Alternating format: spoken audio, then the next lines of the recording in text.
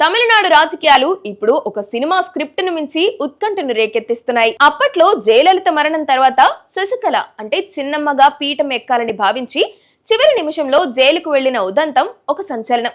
ఇప్పుడు నటుడు విజయ్ నేతృత్వంలోని తమిళక వెట్రి కళిగం పరిస్థితి కూడా దాదాపు అదే స్థాయిలో ఉత్కంఠగా మారింది. ఫలితాలు వచ్చిన రోజు ఆయనకు సీఎం ప్రోటోకాల్ దక్కింది.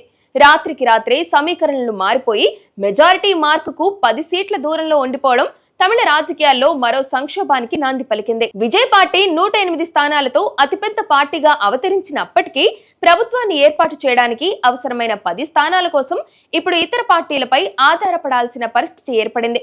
శశికళ విషయంలో అప్పట్లో అక్రమాస్తుల కేసు అడ్డంకిగా మారి ఆమెను జైలు పాలు చేస్తే, విజయ్ విషయంలో బలం అడ్డంకిగా మారింది.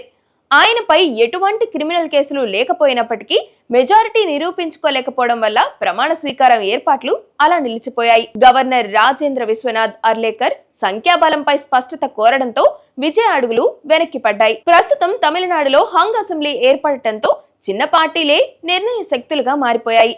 కాంగ్రెస్ తన 5 స్థానాలతో విజయ్కు మద్దతు ప్రకటించినప్పటికీ ఇంకా 5 స్థానాల లోటు కనిపిస్తుంది. సిపిఐ, సిపిఎం, బీసీకే వంటి పార్టీలు ఇంకా తమ నిర్ణయాన్ని వెల్లడించలేదు. ఒకవైపు స్టాలిన్ నేతృత్వంలోని డిఎంకే తన మిత్రపక్షాలను కాపాడుకునే ప్రయత్నం చేస్తుండగా, అన్నా డిఎంకే కూడా వ్యూహాత్మకంగా వ్యవహరిస్తుంది. 1-2 స్థానాల మద్దతుతో సంకీర్ణ ప్రభుత్వాన్ని నడపడం అనేది తమిళనాడు వంటి రాష్ట్రంలో అత్యంత సాహసోపేతమైన బలమైన నిర్ణయం. తమిళ ఓటర్లు స్పష్టమైన తీర్పు ఇవ్వడంతో పీఠం ఎవరికి దక్కుతుందన్నది ఇప్పుడు $1 మిలియన్ ప్రశ్న.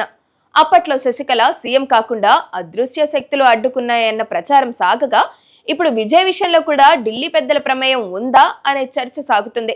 ఒకవేళ విజయ్ మద్దతు కూడగట్టుకోలేకపోతే రాష్ట్రంలో రాష్ట్రపతి పాలన వచ్చే అవకాశం కూడా లేకపోలేదు. మొత్తానికి జయలలిత, కరుణానిధి లేని తమిళ రాజకీయాలు ఇప్పుడు నంబర్ గేమ్ చుట్టూ తిరుగుతూ సగటు ఓటర్ను అయోమయానికి గురిచేస్తున్నాయి.